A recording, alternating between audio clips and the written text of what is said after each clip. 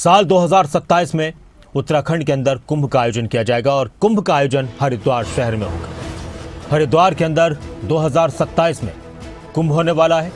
कुंभ को लेकर मुख्यमंत्री पुष्कर सिंह धामी ने देहरादून में अधिकारियों के साथ वरिष्ठ अपने सहयोगियों के साथ बैठक की। कुंभ की तैयारियों को लेकर मंथन किया गया।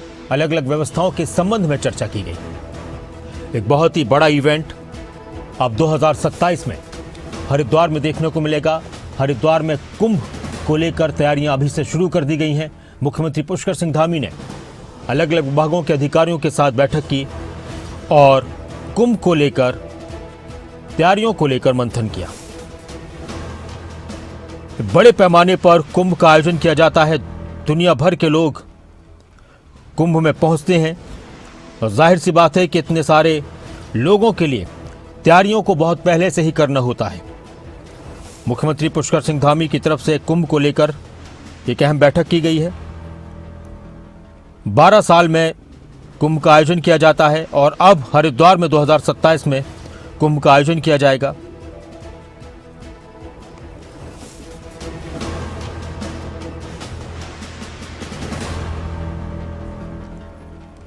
राव शफात अली हमारे साथ इस वक्त जुड़ चुके हैं, हमारे ब्यूरो हेड उत्तराखंड से। हरिद्वार में कुंभ को लेकर किस तरह की तैयारियां हैं, किस तरह की चर्चाएं हैं, किस तरह से इंतजामात को बेहतर करने की कोशिश की जा रही है और क्या कुछ एक कॉरिडोर परियोजना है, हरिद्वार गंगा कॉरिडोर परियोजना के अंतर्गत उस हरिद्वार शहर को भव्य विकास के रूप में आगे बढ़ाया जाएगा। तो उसको लेकर जानकारी देने के लिए हमारे साथ मौजूद है राव शफात अली जी। राव शफात, किस तरह से हरिद्वार के कुंभ को लेकर इस बार की तैयारियां देखने को मिल रही हैं? क्या कुछ खास रहने वाला है? किस तरह की तैयारियां बहुत जरूरी हो जाते हैं कुंभ को लेकर?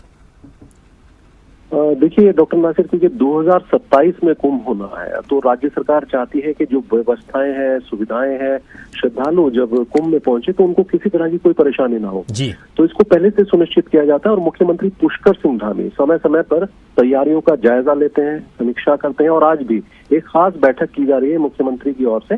तमाम जो आला अधिकारी हैं वो बैठक में मौजूद हैं और कुंभ को किस तरह से किया जाएगा, किस तरह की सुविधाएं रहेंगी, आने वाले श्रद्धालु यहाँ जब आएंगे तो उन्हें किसी तरह की कोई परेशानी का सामना ना करना पड़े। तो ये तमाम तैयारियां पहले से की जाती थी। देखिए कुंभ क्योंकि एक बहुत बड़ा धार्मिक आयोजन होता है, करोड़ों की संख्या में हरिद्वार में लोग पहुंचते हैं, तो उन सब का इंतजाम करना, श्रद्धालुओं का इंतजाम करना, उनकी सुविधाओं का इंतजाम करना राज्य सरकार के लिए चुनौती होता है। तो मुख्यमंत्री पुष्कर सिंह धामी इस मामले को लेकर के बेहद गंभीर है और पिछले के मुकाबले देखें तो इस बार की जो तैयारियां हैं वो देखने लायक होंगी। और कॉरिडोर की अगर बात करें, देखिए थोड़ा बहुत विरोध जरूर था, हालांकि उसमें तो एक लंबा वक्त लगेगा, लेकिन 2027 कुंभ को लेकर के ये तमाम तैयारियां हैं।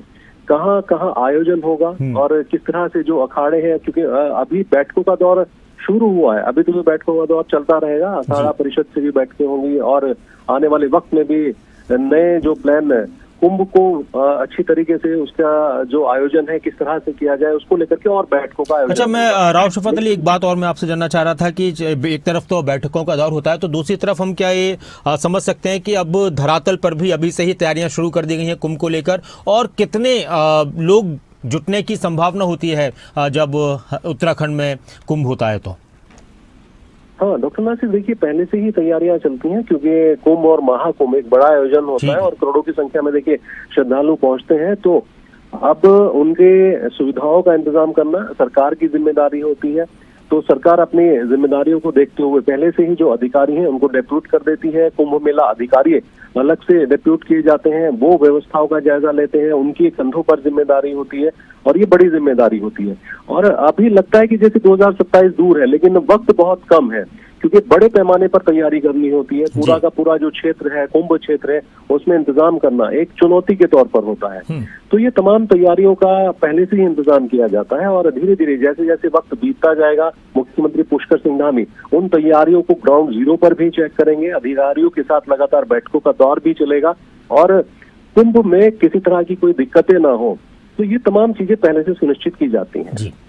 अच्छा, एक और सवाल, आखिरी सवाल कि कहीं पर भी किसी तरह की कोई तैयारी होती है, कोई इवेंट होता है, कोई प्रोग्राम होता है, तो प्रोग्राम को ध्यान में रखते हुए भी किसी दूसरी जगह पर तैयारियां की जाती हैं, जैसे अभी प्रयागराज में कुंभ का आयोजन किया गया, तो क्या इस तरह की भी कोई सूचना है कि अधिकारियों ने वहां का भी वहां किस तरह की तैयारियां की गई, क्या कुछ इंतजाम किए गए, वहां के अधिकारियों से चर्चा की हो, इस बारे में आने वाले वक्त में चर्चा करें?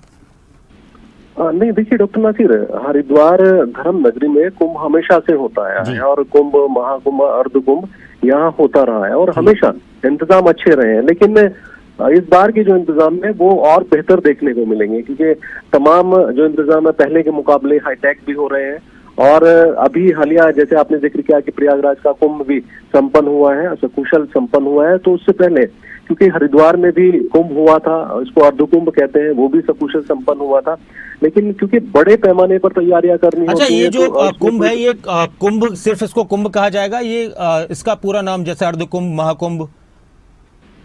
देखिए अभी इस पर भी कुछ थोड़ा सा चर्चाएं हैं कि जो कुंभ है, क्योंकि अर्ध कुंभ होता है 6 वर्ष के बाद और 12 वर्ष के बाद होता है देखिए महाकुंभ। तो अभी अर्ध कुंभ हुआ था, तो अब इस पर चर्चाएं छिड़ी थी कि ये महाकुंभ ही इसका नाम कर दिया जाए। हालांकि अखाड़ा परिषद, जो संत है, महंत है, सरकार के बीच में बैठ करके इस पर क्या राय बनेगी ये तो आने वाला वक्त तय करेगा। लेकिन इस पर भी चर्चा है डॉक्टर नासिर, आपने ठीक कहा, क्योंकि 6 वर्ष के बाद देखिए अर्ध कुंभ कहा जाता है और 12 वर्ष के बाद महाकुंभ कहा जाता है इस आयोजन को। लेकिन अब ये चर्चाएं हैं कि इस अर्ध कुंभ को हटा करके महाकुंभ ही नाम से रखा जाए। तो ये आने वाला वक्त तय करेगा कि किस तरह की आपसी सहमति बनती है। बहुत शुक्रिया राव शफात अली आपका इस पूरी चर्चा के लिए और बातचीत के लिए।